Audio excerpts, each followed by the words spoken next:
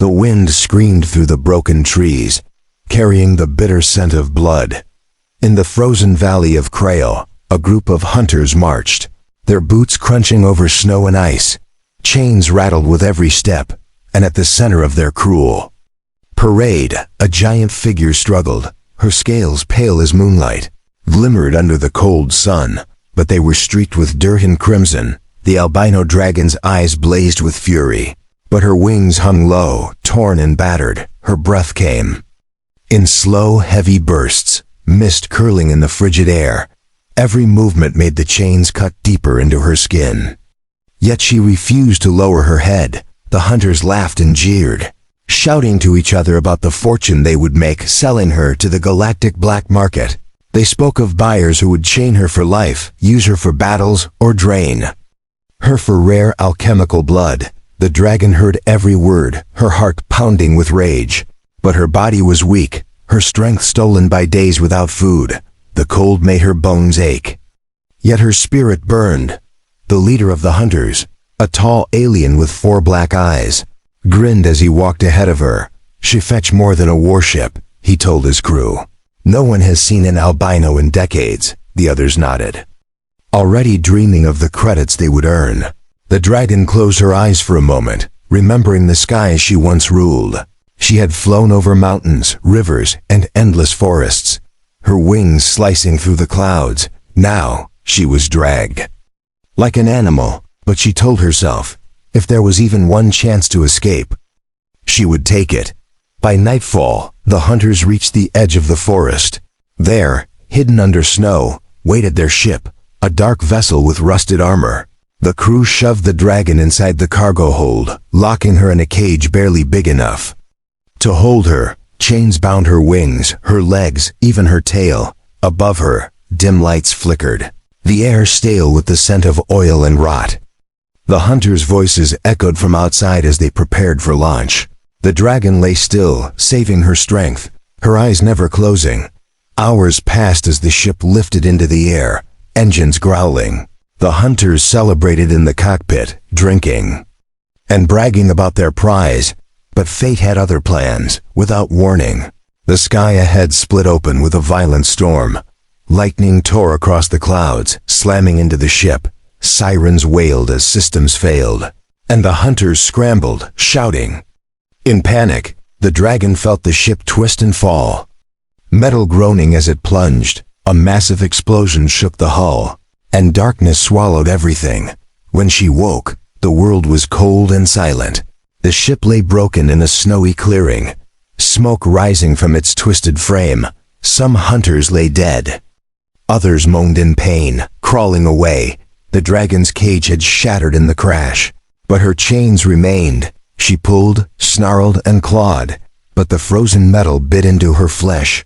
Her breath came faster, steam curling from her nostrils. She could smell freedom just beyond the wreckage, but every chain held her back.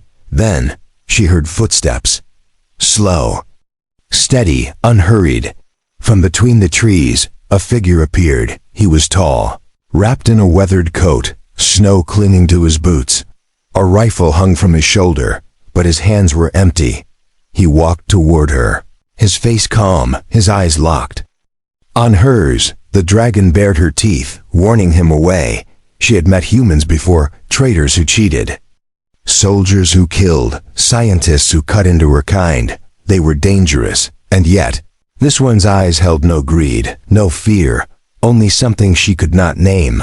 The man stopped a few feet away, his breath misting in the air. "You're hurt," he said quietly, as if speaking to a wounded friend. The dragon growled, but she did not attack. He circled the wreckage, stepping over broken beams and fallen bodies. When he reached her chains, he knelt, examining the locks. Her muscles tensed. She could crush him in a second. But instead of reaching for a weapon, he pulled a small tool from his coat. The chains rattled as he worked, his hands moving with skill. The hunters, though still alive, began to stir, shouting at him to stop. He ignored them. One lock fell open, then another. The dragon's eyes widened. No one had ever freed her before. When the last chain dropped into the snow, she stumbled forward, unsure whether to run or strike.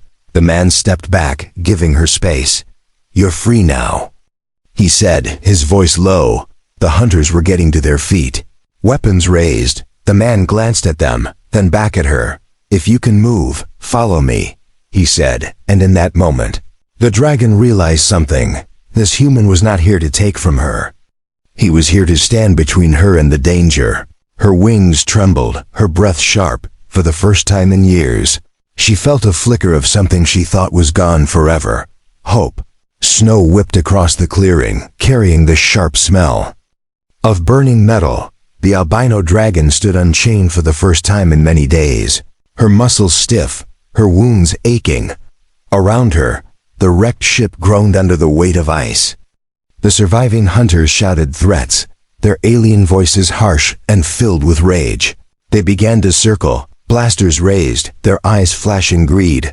The man in the weathered coat didn't move, his body between the hunters and the dragon. His breath was slow, but his gaze was steady. He had no armor, no backup. Only the rifle slung over his shoulder and the determination in his eyes. One of the hunters stepped forward, a long scar running across his scaled face. "That beast is ours," he snarled.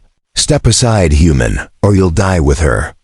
The man didn't answer right away, his eyes flicking to the dragon's trembling legs. He could see she was on the edge of collapse. Her sides heaved with each breath, steam curling into the frozen air, slowly. He lowered his rifle into his hands, the click of the safety echoing in the cold. "I'm not giving her back," he said, his voice calm but sharp as a blade.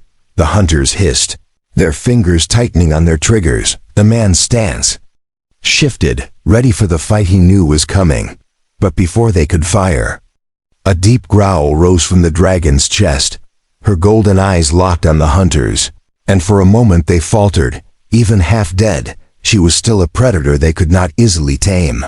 The man used that hesitation. With a quick movement, he stepped toward her, placing his hand lightly against the side of her neck. It was a bold move. Any wrong motion, and she could snap his bones in an instant. But she didn't. His touch was steady, warm, and oddly grounding. "Can you walk?" he asked softly, his voice barely above the wind. The dragon didn't understand his words, but she understood his tone. It was not the voice of a master or a hunter. It was the voice of someone asking, not commanding. She lowered her head. A silent answer. He nodded once, then turned toward the tree line. The hunters shouted again, their boots pounding on the snow as they moved to block the way. A shot cracked through the cold, snow exploding where the man had aimed. "Try me," he called back, his voice like steel. The hunters hesitated. This was not the weak prey they expected. Step by step, the man guided the dragon toward the forest. Her legs wobbled, each movement sending pain through her torn muscles. Twice she stumbled, her head nearly hitting the snow. But each time he steadied her. She didn't understand why he kept helping. Humans she had known before had only taken from her kind, their freedom, their blood, their lives. This one was different, and it made her uneasy. Kindness was a dangerous thing to believe in. When they reached the edge of the trees, the man glanced back at the hunters. They were watching, but they didn't follow. Perhaps the storm was too harsh, or perhaps the sight of the dragon's half-open mouth, ready to burn them alive, kept them back, whatever the reason. The man didn't question it. He led her deeper into the forest, the snow muffling their steps. The trees grew thicker, their dark branches bending under the weight of ice. The wind softened, replaced by the faint creak of frozen wood. They walked for hours, or maybe it was less. The dragon's mind blurred with exhaustion. Finally, they came to a small clearing. In the center stood a low, weathered outpost built from thick logs and metal scraps. A faint plume of smoke curled from its chimney. The man led her to the side, where a covered space stood empty, likely meant for storage. "You can rest here," he said, stepping aside. The dragon stared at him, uncertain. No chains, no cage, no lock. Only open space and the soft crunch of snow under her claws. The man disappeared inside the outpost and returned moments later with a bucket of water and a bundle of meat wrapped in cloth. He set them down in front of her. Her stomach ached with hunger, but her pride held her back. She had never accepted food from a human before. Still, the cold was sharp, the pain in her body heavy, and the scent of meat filled her lungs. With slow, cautious movements, she lowered her head and took a bite. The man didn't speak, only stood a few steps away, watching but not staring. When she drank the water, the ice in her throat began to melt, and she felt life trickle back into her limbs. The dragon lay down, curling her body in the corner. The man turned to leave, pausing only once to glance back. "You're safe here," he said quietly, then went inside. Safe, she thought. The word felt strange in her mind, like a language she had forgotten. Her golden eyes closed halfway, her body still tense. She didn't trust him, not yet. But as the wind howled outside and the snow began to fall heavier, she allowed herself to rest. In the darkness, the warmth of his voice lingered, and somewhere, deep inside, against her will, she began to wonder if this human might truly mean no harm. The night was silent, but it was the kind of silence that felt heavy, the kind that warned of danger before it came.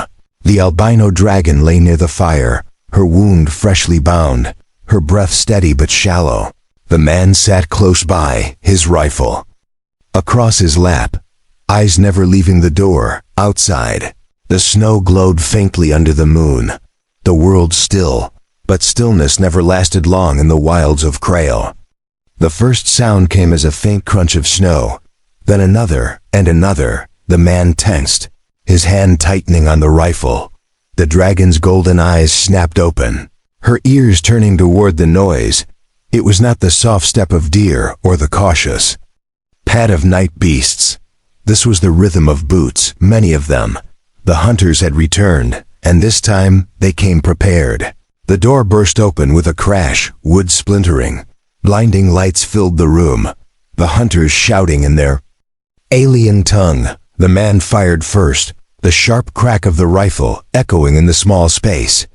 One hunter fell, but more poured in, their weapons spitting streaks of red energy. The heat from the blasts scorched the walls. The dragon pushed herself up, pain lancing through her side. The man shouted for her to stay down, but she ignored him. Her roar tore through the outpost, shaking the floor with a single beat of her wings. She threw herself into the fray. The first hunter she met was crushed under her claws. The second was thrown against the wall by a sweep of her tail. Energy blasts grazed her scales, but she kept moving. Her pale body flashed like lightning in the chaos, every strike precise and brutal. The man fought at her side, his rifle never missing its mark. At one point, a hunter tried to strike him from behind. The dragon saw the movement before he did. With a burst of strength, she lunged, her jaws closing around the attacker. The crunch of armor and bone echoed in the room. She dropped the body and turned just in time to shield the man from another blast. It struck her shoulder, searing deep into muscle. She hissed, the pain white-hot, but she did not fall. The fight spilled outside into the snow. The cold air bit at her wound, but the rush of battle burned hotter. The hunters tried to surround them, their leader barking orders. The man and dragon moved as one. Every time he reloaded, she blocked the enemy's fire. Every time she faltered, his rifle cut down another foe. Finally, only the leader remained, his black eyes full of hate. He aimed his weapon at the man, but the dragon's roar cut through the night. White fire erupted from her throat, the flames so bright they lit the forest like day. The leader screamed as the fire consumed him, his body vanishing into ash. The snow hissed where the heat touched it, steam rising into the dark. When it was over, the clearing was quiet again. The bodies of the hunters lay scattered. The snow stained and melted in places. The dragon stood in the center, her breath ragged, her wounds bleeding freely now. The man dropped his rifle and ran to her. "You're hurt," he said, his voice raw with worry. She tried to take a step toward him, but her legs buckled. He caught her head before it hit the snow, his gloved hands cradling her gently. "Stay with me," he whispered. his voice firm but pleading. The dragon blinked slowly, the edges of her vision darkening. She could feel the warmth of his hands even through the cold. Her body screamed for rest, for the deep darkness of sleep, but something inside her refused to let go. She had fought for him, not because she had to, but because she wanted to, and for that, she would not let herself die here. The man worked quickly, dragging her back into the outpost. He stoked the fire high, the heat wrapping around them. His hands moved fast, pressing cloth to her wounds, wrapping them tight. She growled faintly at the sting, but he didn't stop. "I'm not losing you," he said, his jaw set. She met his eyes for a long moment, seeing no lies there, only determination. And something else she didn't quite understand, not yet. Outside, the snow began to fall again, covering the signs of battle. Inside, the albino dragon's breathing steadied, her eyes drifting closed. The man stayed beside her the whole night, feeding the fire, and though she would never admit it aloud, the sound of his heartbeat near her own made the darkness feel less cold, less empty. And in that deep, quiet moment, she began to realize she had more than a rescuer now. She had an ally, perhaps even something more. The fire burned low, casting a warm orange glow across the outpost walls. The albino dragon lay stretched out on the blankets, her breathing slow but steady. The battle had left her weak, but the pain in her body was now dulled by the careful work of the human's hands. He had cleaned her wounds again and again, replacing the bandages whenever they darkened with blood. The air smelled of herbs and smoke, a strange mix of forest life and safety. She woke in the middle of the night to find him sitting beside her. His head rested against the wall, his eyes half closed but still watching her. He didn't speak, didn't move, but she could hear the steady rhythm of his breathing. It was not the sound of a hunter or a guard. It was the sound of someone making sure she stayed alive. For days, he cared for her without asking for anything in return. Each morning, he brought her water, meat, and a soft cloth to clean her wounds. If she growled or turned away, he waited patiently, speaking in a calm tone. When the cold nights came, he stoked the fire higher, keeping the room warm enough for her to rest without shivering. And when the pain in her side was too much, his voice, low and even, kept her mind from slipping into the dark. At first, she thought it was a trick. Kindness was not something her kind had ever received from humans. But every time she expected him to chain her, cage her, or call others to claim her, he did none of it. Instead, he gave her space, letting her decide when to move closer. He never forced her to eat, never tried to touch her without warning. In his actions, there was no greed, no hunger for control, only quiet respect. One afternoon, a light snow fell outside. The man stepped out to gather wood, leaving the door slightly open. The dragon rose from her blankets, her muscles stiff but stronger now. She could leave.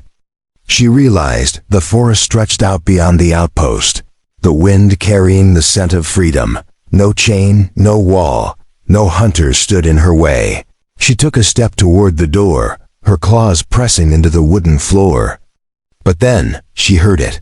His voice, faint but clear. He was humming softly as he chopped wood, the sound carrying warmth even through the cold air. She froze, her gaze shifting back to the fire. For so long, she had dreamed of escape, yet now leaving felt wrong. When he returned, arms full of logs, he found her still in the same place. He glanced at the open door, then at her. "You could have gone," he said quietly. She tilted her head, meeting his gaze. Something passed between them then, not in words, but in understanding. She had chosen to stay. From that day, things changed. She began to follow him outside, her steps slow at first.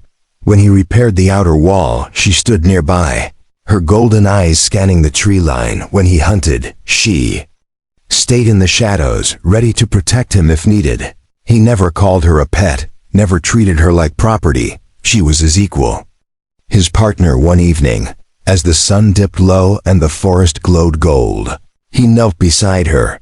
"You need a name," he said, his voice thoughtful. Her kind had names of their own, names that were roars and wind in the mountains. But she waited, curious to hear what he would choose. "Lunara," he said at last. "Moonflame." The sound was strange, yet it felt right. She lowered her head, accepting it. That night, as the fire crackled and the cold pressed against the walls, Lunara rested her head near his feet. He didn't move away. In the stillness, she realized something important. This man had not only saved her life, he had given her something she thought was lost forever. A place where she was not hunted, not feared, not alone. The bond between them was not loud or sudden. It was built in the quiet moments, in shared warmth, in unspoken trust, in the way they both knew they would fight for each other again. And as she closed her eyes, the thought came to her, clear and sure. If danger came again, she would burn the world to protect him. Not because she owed him, but because, for the first time in her long life, she wanted to. The winter on Krail began to fade. Snow still clung to the shadowed valleys, but patches of earth showed where the sun touched longer each day. Lunara's wings had healed, the torn edges now strong and white again. Her steps were firm, her movements no longer slowed by pain. The man had done more than mend her wounds. He had given her back her strength. She often took to the skies now, circling above the forest. Her shadow passed over the outpost like a silent guardian. From above, she could see far, the winding river, the black scars of the hunters' old camps, the endless reach of mountains. Every flight reminded her of the freedom she once had. But now, when her wings carried her far, she always returned. The outpost was not her cage, it was her choice. The man watched her from the clearing one evening as she landed. The sun was dipping low, painting her scales gold and silver. "You could go anywhere," he said quietly. "You don't have to stay." Lunara lowered her head, breathing out a warm gust of air that ruffled his coat.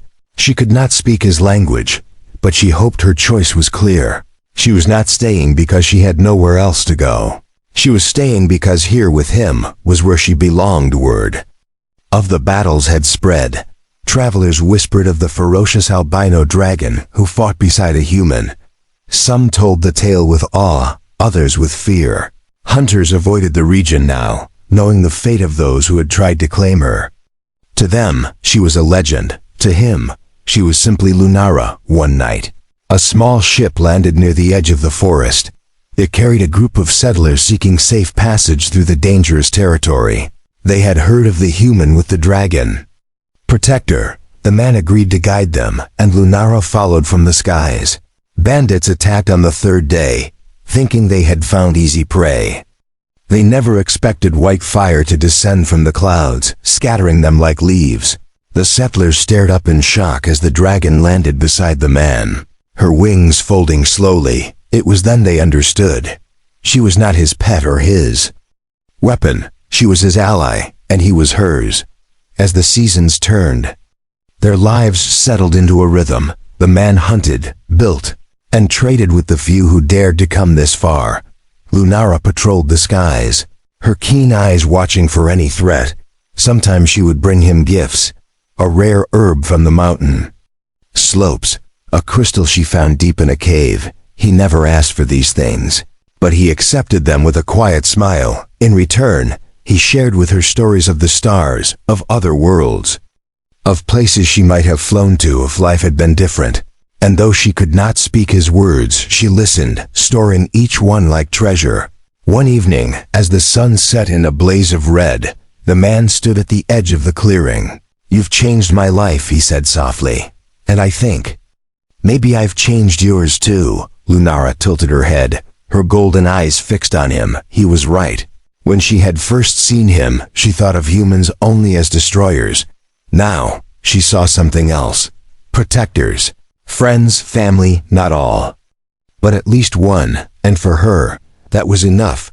In the months to come, the galaxy would hear her name whispered in both fear and respect. Some would try to find her, hoping to kill her for glory. Others would seek her as an ally. But all would learn one truth: the albino dragon's loyalty could not be bought.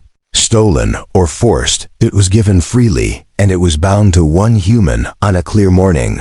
With the sky a bright and endless blue, Lunara took to the air once more. Her wings caught the wind, lifting her high above the forest. Below, the man watched her rise, a faint smile on his face. She roared, not in anger, but in triumph. The sound echoed through the mountains, a promise to all who heard it. She was no one's captive, no one's prey. She had found her place, her future, and it was here, in the care of the human who had once stood between her and the hunters, in the bond they had forged, stronger than chain or fire, and in the skies they now shared, side by side, for as long as time would allow. The night was long and filled with strange sounds. The albino dragon lay curled in the covered space beside the outpost, her breath misting in the cold air. Every crack of ice, every shift of wind made her golden eyes open. She was not used to sleeping unchained, and the absence of iron around her limbs felt like an empty weight. Her wounds throbbed with each heartbeat, and the memory of the hunter's laughter still echoed in her mind. Inside the outpost, the human moved quietly. She could hear the faint scrape of metal, the creak of wood, and the low hum of a fire. The smell of burning wood drifted through the air, warm and earthy. Her stomach growled, but she ignored it. She had eaten enough to survive, nothing more. Dragons did not beg, and she would not allow herself to feel dependent on a human. When dawn came, the snow was piled high against the walls. The man stepped out, his boots sinking into the frost. He carried a bowl of water and another bundle of meat, placing them gently within her reach. "You need strength," he said in that calm voice. The dragon stared at the food, then at him. She wanted to refuse, to show she did not need his help.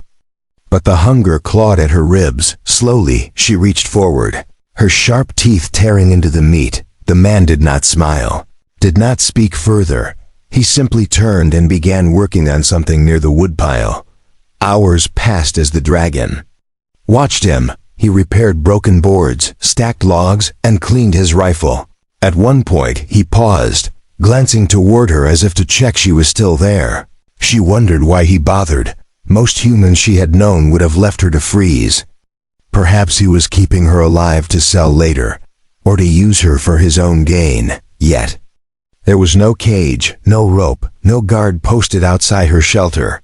Only the quiet, steady rhythm of his day. By midday, a snowstorm rolled in. The wind howled through the trees, rattling the walls. The man returned to her side, his coat dusted white. "You'll freeze out here," he said. The dragon hissed, her wings twitching. She did not like enclosed spaces. Too many times, walking into one meant never walking out again. Still, the cold bit at her skin like 1,000 needles. With slow steps, she followed him to the outpost door. Inside, the air was thick with warmth, the glow of the fire casting light across the wooden floor. The man had cleared a space near the hearth, laying down old blankets. "You can rest there," he said. Motioning to the spot, the dragon stood in the doorway, the heat washing over her face. It was almost too much after the biting cold outside. She stepped forward cautiously, lowering her body onto the blankets. The fire popped and crackled, and for the first time in many nights, her muscles began to loosen. As the storm raged, the man sat across from her, mending a leather strap. His movements were slow, deliberate. From time to time, he glanced at her, not with fear or greed, but with something harder to read. Respect, perhaps. The dragon tilted her head, studying him in return. His face was marked by faint scars, his hands calloused from years of work. He did not seem like the other humans who had crossed her path. Still, trust was not something she could give easily. When night came again, the wind screamed outside, shaking the shutters. The man stirred a pot over the fire, and the smell of cooked meat filled the air. Her stomach twisted with need, but she stayed where she was. He placed a bowl in front of her without a word, then returned to his own seat. She sniffed the food, her pride still whispering that to eat was to show weakness. But survival won over pride, and she ate in silence. Each bite sent warmth through her body. When she finished, she curled closer to the fire, her tail wrapping around her legs. In the flicker of the flames, she thought of her kin, long gone, taken by hunters or scattered across the stars. She had always fought alone, survived alone. Now, this human had stepped into her life without reason or reward. It unsettled her. Kindness was a fragile thing, easily broken, and she feared that when it broke, the pain would be worse than any chain. As sleep began to pull at her, she noticed something she had not felt in years. She was warm, her belly was full, and no one stood guard over her. The man had gone to his own bed, leaving her in the same room. It was a strange and dangerous kind of trust. His, not hers. She closed her eyes slowly. Outside, the storm raged on. Inside, the albino dragon's heart beat a little slower, a little calmer, though she did not want to admit it. The human's shelter had begun to feel safe. The storm passed by morning, leaving the forest buried under a heavy, glittering blanket of snow. The air was sharp and cold, each breath like a slice of ice. The albino dragon stretched her wings slowly, testing the strength in her healing muscles. Pain still lingered, but the fire's warmth from the night had made her body feel less like stone. The human, busy chopping wood outside, glanced at her through the window now and then. It was a quiet morning, too quiet, she felt at first. A faint tremor in the ground. Her ears twitched, her golden eyes narrowing. Far off, the sound of engines whispered through the trees. Growing louder, it was not the wind, not the call of distant animals. It was the sound of ships. The man seemed to notice too, pausing mid-swing, his axe buried in the log. He lifted his head and scanned the tree line, his shoulders tense. The dragon's breath grew quicker. The hunters had returned. They would not give up easily on a prize as rare as her. Within minutes, shadows moved between the trees. Figures appeared, their weapons glinting, their faces hidden behind frost-covered masks. The same black-eyed leader was there, his steps slow and deliberate. His voice carried through the cold. "Human, hand over the beast and we'll let you live." The man didn't move from his place, his rifle now in his hands. "She's not yours," he called back. The leader laughed, a deep, ugly sound. "She's not yours either, but you're about to die for her." The dragon's body tightened, her claws pressing into the wooden floor of the outpost porch. Part of her wanted to retreat into the shadows, to let him handle this fight alone.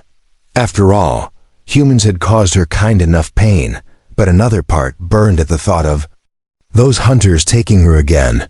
She had felt chains bite into her flesh, smelled the stench of their cages. She would not go back. The man stepped forward, his boots crunching in the snow. "Last warning," he said, his voice low and steady. The hunters raised their weapons. In that heartbeat, the dragon made her choice. With a roar that shook the snow from the trees, she launched herself past the man. The white of her scales nearly disappeared against the snow as she struck the first hunter. The sound of cracking armor and screams filled the clearing. Blaster fire cut through the air, sparks flying as beams missed and hit the trees. The man moved in sync with her, firing precise shots, covering the gaps in her fury. One hunter tried to flank him, but the dragon's tail whipped through the air, sending the attacker crashing into the snow. Her wounds burned with every movement, but the rush of battle drowned the pain. The leader shouted orders, retreating toward the edge of the forest. He had underestimated the human. And worse, he had underestimated the bond forming between the man and the beast. Still, the fight was not without cost. A blast grazed the dragon's side, searing her pale scales. She stumbled, her breath ragged. But the man was already there, stepping in front of her. He fired twice. Dropping the last of the attackers, the leader, now alone, stared at them, his black eyes cold. "This isn't over," he hissed before vanishing into the trees, his tracks quickly swallowed by falling snow. Silence returned, broken only by the dragon's heavy breathing. The man turned to her, his brow furrowed. "You're hurt," he said, stepping closer. She growled softly, not in warning, but in exhaustion. Her legs wavered, and before she could stop herself, she sank into the snow. The man dropped to one knee, his gloved hand pressing gently against her wound. "Stay with me," he said, his voice sharp with urgency. She looked at him, her vision blurring at the edges. It would be so easy to close her eyes, to let the cold take her. But something in his voice anchored her. She had fought for herself all her life. Today, she had fought for someone else, and strangely, she did not regret it. The man worked quickly, pulling her closer to the warmth of the outpost. Inside, the fire roared as he cleaned and wrapped her injury. Every time she tried to move, his hand pressed gently against her side, telling her to rest. Through the haze of pain, she watched his face, focused, determined, unwilling to give up. She realized then that the hunters were right about one thing. He would die for her if it came to it, and for reasons she couldn't yet explain. That mattered. The snow kept falling outside, burying the hunters' tracks. Inside, the albino dragon lay still, her body weak but her heart restless. She had never belonged anywhere, not to the skies, not to the wild, not to any kin, but tonight, as the firelight flickered over the walls, she felt something close to belonging. The human had risked his life for her, and now, for the first time, she wondered if she could risk hers for him again.